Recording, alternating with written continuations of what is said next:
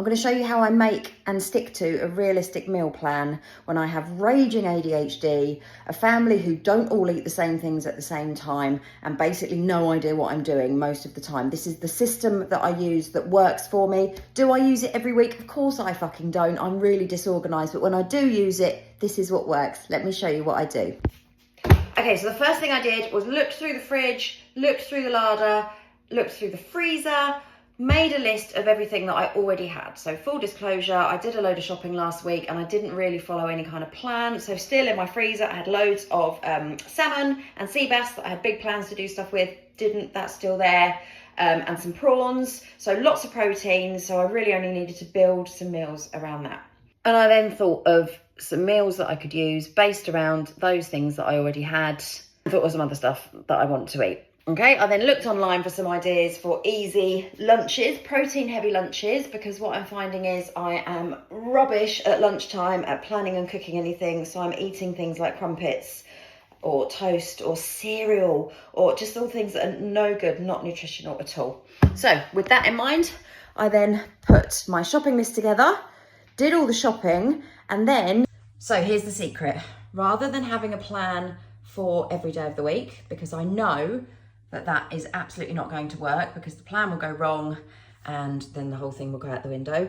I have written 3 lists, okay? So this is the stuff that I have in the fridge and the cupboards, the makings of all of these super duper lunches, okay? So I know that I can come up to this list, I'll tick it off as I use it, and I can come up to this list and I can go, what do I fancy off that? Excellent, I have all the stuff in the fridge that I need to make boiled egg with sardines and crisp breads. And if I don't fancy doing that, I can just dive into the yogurt and walnuts. And I know that I'm having a healthy, nutritious lunch. Here are my healthy, nutritious dinners. Now I know that it will just be me and my husband that eat these. So on the days of the week that we are together in the house at the same time at dinner time, and I have the brain power and the wherewithal, I will cook some of these.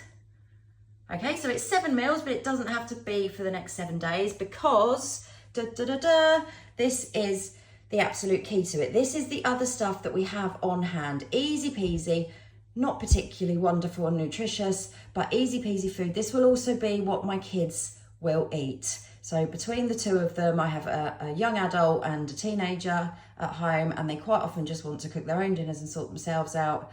This will be the things that they have to choose from. Just so you know, they are more than welcome to join us in eating all of this deliciousness and nutritiousness, but they probably won't, and I'm under no illusions that I can force them to. So there we go.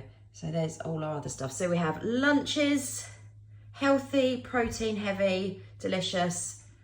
Dinners, ditto. Lots of fish and veg in that because that's just how I like to eat. And then stuff for when I'm not in and Rob just fancies cooking for himself and the kids, or when the kids just want to cook for each other or themselves. Now that I've put all that together, I've done my Tesco shop, I've done my lists to stick on the front of the fridge so I know exactly what's going to be in the fridges and the freezer. My larder cupboard is organised so that I can open the cupboard and just look in and immediately see what's in there. It really minimises the waste. It minimises the brain power needed to think about and plan dinners because I've done it all and I've managed to channel my hyperfocus into doing it. It took me about half an hour. I've actually now basically done a big shop that's going to last about 2 weeks.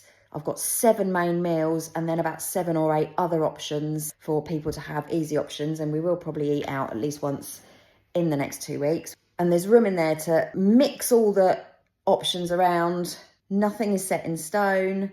There's some real lazy no-cook options in there. And hopefully at the end of the 2 weeks, everyone's fed, everyone's happy. I haven't lived off super noodles and toast for 2 weeks and the system is working.